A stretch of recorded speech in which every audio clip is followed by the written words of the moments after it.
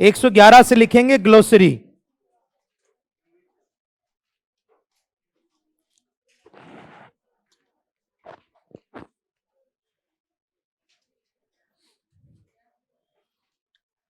एक 111 नंबर।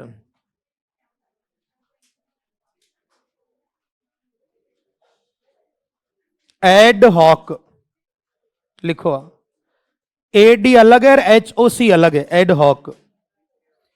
हाँ, ये अभी कुछ समय पहले भी पूछा गया था। तदर्थ क्या होता है बेटा? तदर्थ। वैसे इसका इंग्लिश में हो सकता है व्हेन नेसेसरी, व्हेन नीडेड, जब आवश्यकता हो, तदर्थ। एक हिंदी अर्थ और भी लिख सकते हैं, अनौपचारिक, वह आप लिख लो। तदर्थ भी होता है बच्चों इसका, और अनौपचारिक भी होता है इसका, तदर्थ या अनौपचारिक।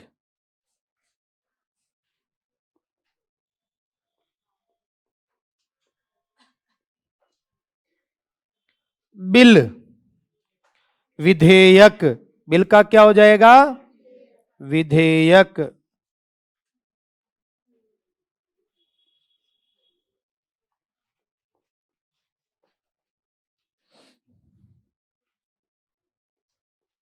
सर्क्यूलर, जैसे भाई कोई इंफॉर्मेशन है, कोई ऑर्डर है, सबके पास वो भेज देना है, सर्क्यूलेट करवाना हो उसको, परिपत्र। भाई जैसे मान लो कि अपनी आज से छुट्टियां हैं, तो प्रिंसिपल छुट्टी से पहले एक ऑर्डर बनाता बढ़िया सा, और फिर वो क्या करता है, सबके उस पर क्या सारी क्लासों में भिजवा के और टीचर से साइन करवा लेता है, और उस पर पूरा लिखा होता है कि भाई कल से इतनी तारीख तक छुट्टियां हैं, बच्चों को होमवर्क देना है, बच्चों को सूचना देना है।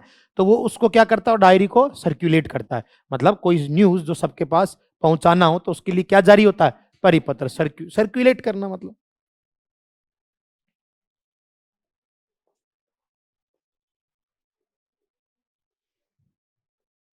डेलीगेशन, डेलीगेशन मतलब क्या हुआ?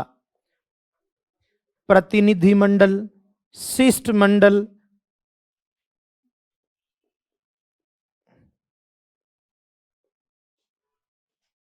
आप चाहे तो इसको प्रतिनिधिमंडल कह दें या शिष्टमंडल कह दो। डेलीगेट होता है किसी चीज का प्रतिनिधि, तो डेलीगेशन आ रहा है, यानी वहां से कोई कुछ लोग जो हेड हैं वो आ रहे हैं ऐसे करके। डेलीगेशन, शिष्टमंडल, प्रतिनिधिमंडल।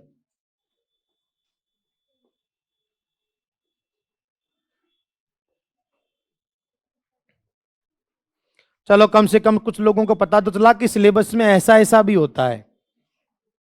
एंडोर्समेंट, एंडोर्समेंट किसको बोलते हैं? एंडोर्समेंट आप तो मन में ही बोल दिया करो, मैं सुन लेता हूं आवाज। सही है ना? देखो, समर्थन।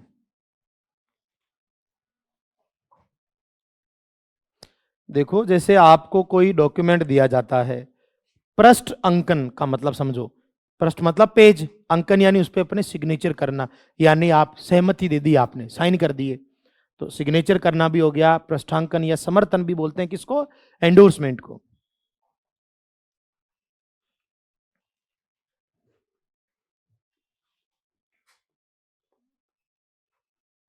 क्या कुछ सब ध्यान आते हैं? ग्रोस,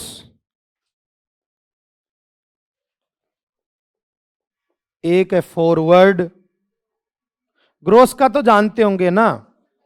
हाँ, ग्रोस यानी सकल, सकल फेस वाली नहीं, वो तो से अलग है, वैसे वाली। कुल, फॉरवर्ड, जैसे ग्रॉस सैलरी और नेट सैलरी, कुल और मतलब सकल और शुद्ध अलग अलग चीज हो गई।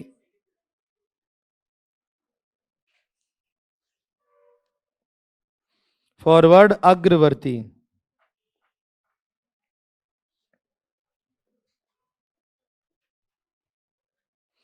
हेयरडिटेरी, पैतृक, जैसे किसी को अपने पूर्वजों से प्राप्त हो, या वंशानुगत भी कह देते हैं, वंशानुगत, पैतृक या वंशानुगत।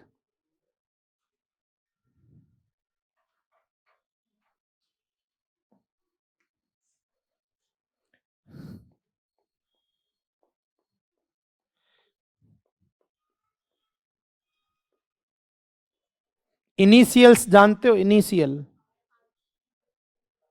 केवल इनिशियल तो स्टार्टिंग को बोलते हैं, बिगिनिंग, शुरुआत को, और केवल इनिशियल्स होते हैं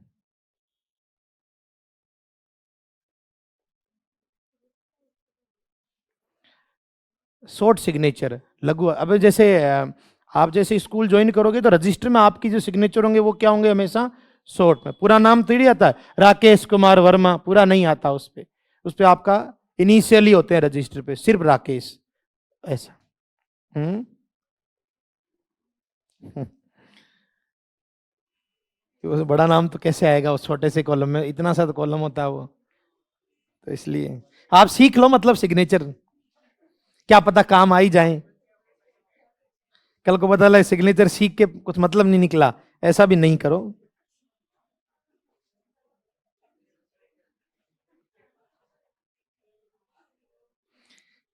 घर पे बैठे सीख रहा हो, नहीं कॉपी चेक करूंगा तो ये साइन करूंगा, रजिस्टर में ये साइन करूंगा, सीखते ही रह गए, करने का मौका ही नहीं मिला। ज्यूरिसडिक्शन, ज्यूरिसडिक्शन जानते हो?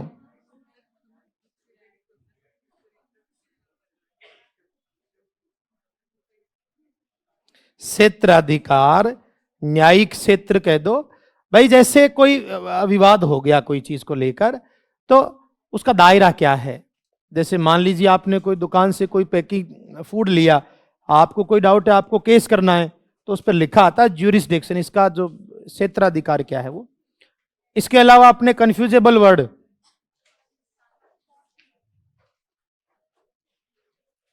चालीस हो गए क्या?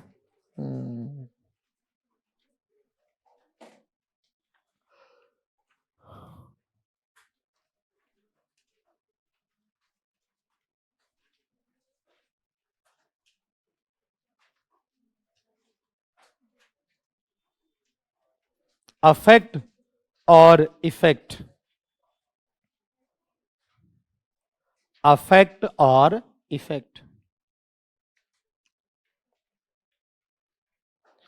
देखो दोनों का जो हिंदी मीनिंग है वो तो सेम है, प्रभाव, लेकिन दोनों जो वर्ड हैं इनकी कैटेगरी अलग अलग है तो दोनों का सेम, पर ये जो अफेक्ट है ये तो है क्रिया, क्या है?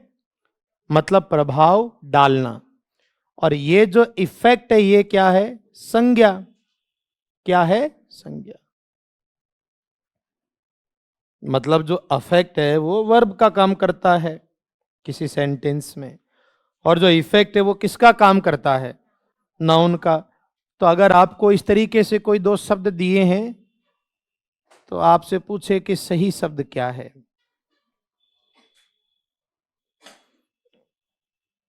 क्या लगता है दोनों में से सही क्या है? भाई ईडी वर्ब में जुड़ता है कि नाउन में? क्रिया में ही जुड़ता है। बॉय का बॉयड थोड़ी होता है, पर प्ले का प्लेड हो जाता, यानी ईडी वर्ब में जुड़ता है। वर्ब क्या है? ये कुछ समय पहले परीक्षा में ऑप्शन में ही थे ये। तो ईडी, क्योंकि अफेक्ट क्या है बेटा? वर्ब है, तो इसमें अपन क्या जोड़ सकते हैं? ईडी। ठीक है, तो ये ध्यान रहे। तो मीनिंग तो दोनों का सेम ही है, पर दोनों का जो स्ट्रक्चर है, दोनों की भूमिका है वो अलग अलग है। भाई मैं ये नहीं कहता हूं कि इनको रट लो, लेकिन कम से कम क्लास में लिख कर बोल लेते हो तब भी कुछ तो याद रह ही जाता है। एक तो घर पे पड़े पड़े नोट्स देख रहे हैं, याद नहीं रहता है वो, पर हम थोड़ा बहुत लिख लेते हैं तो काफी हद तक चीजें याद रहती हैं।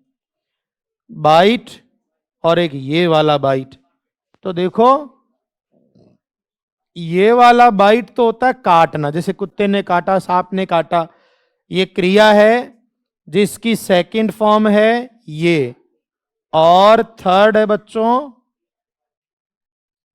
ठीक है ध्यान रखना, बाइट, काटना।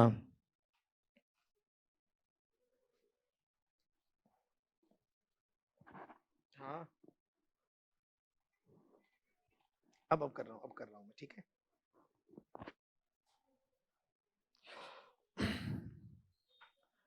और ये वाला बाइट मेमोरी की यूनिट, कंप्यूटर की या कैसी भी, भाई जैसे एमबी हो गया megabyte, GB gigabyte, TB terabyte हो गया ना, केबी किलो बाइट, तो बाइट मतलब मेमोरी की इकाई, यूनिट ऑफ मेमोरी।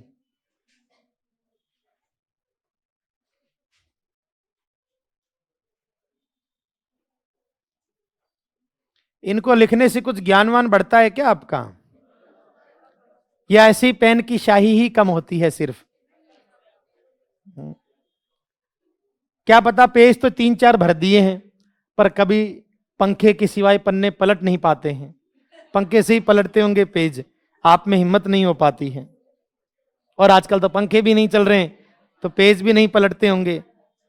जाने कितने वर्षों पहले पहला नंबर देखा होगा कि ये क्या लिखा है, डोज, डोज खुराक, डॉक्टर देता है ना डोज, खुराक। भाई जैसे कोई भी दवाई का आपने को डोज दिया है, खुराक।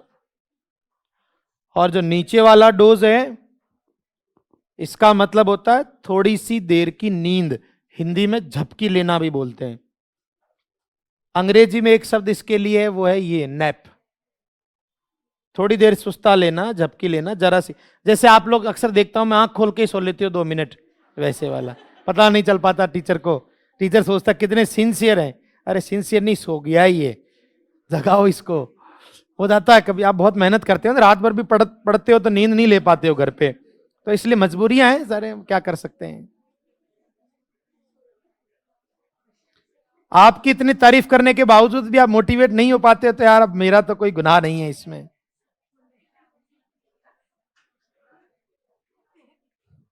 क्या हुआ, खत्म हो गया क्या पेन, इसलिए फेंका है? ऊपर से गिर गया होगा। कॉम्प्लीमेंट और कॉम्प्लीमेंट, बताओ, गुस्से में पेन फेंक रहे, बढ़िया लगी नहीं मेरे भाई यार। कॉम्प्लीमेंट और कॉम्प्लीमेंट, एक कॉम्प्लीमेंट है तारीफ वाला, कौन सा है वो?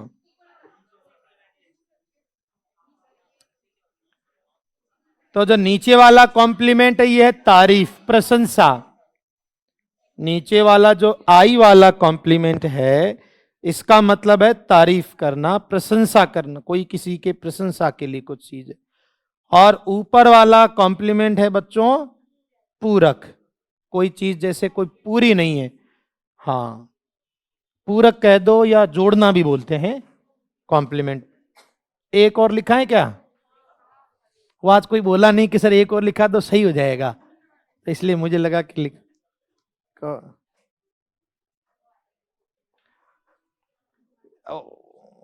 हिस्ट्री वगैरह वो हो गया क्या आपके?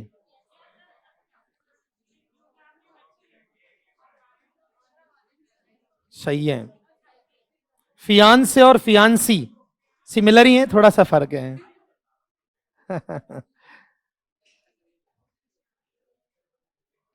तो बेहतर सब तो है मंगेतर, और मंगेतर में लड़का और लड़की के लिए, तो फियांसे तो लड़के के लिए आता है, फियांसी लड़की के लिए।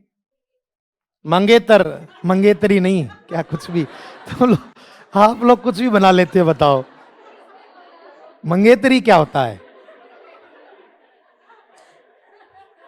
बेचारा हिंदी में ऐसे शब्द बेचारे हिंदी वाले लोग ही नहीं ढूंढ पाए। अरे मंगेतर मतलब जिससे विवाह नहीं हुआ हो, मंगेतर लड़का और ये मंगेतर लड़की, इतना ध्यान रख लो। फियांसी और फियांसी कुछ भी आप लोग बोल देते हो, मंगेतर, ठीक है ना ये? तो इनको एक बार आप जैसे थोड़ा सा रिवाइज भी कर लिया करो। और जैसे मान लो आप कोई बुक वगैरह रखते हो तो क्वेश्चन देख लिया करो, इनके काफी बार आते रहते हैं। ठीक है, मैं कोशिश करूंगा, क्वेश्चन आपको भेज दूंगा। आपको कोई कंफ्यूजन है, कोई क्वेश्चन पूछना है तो आराम से पूछ के जाना भाई।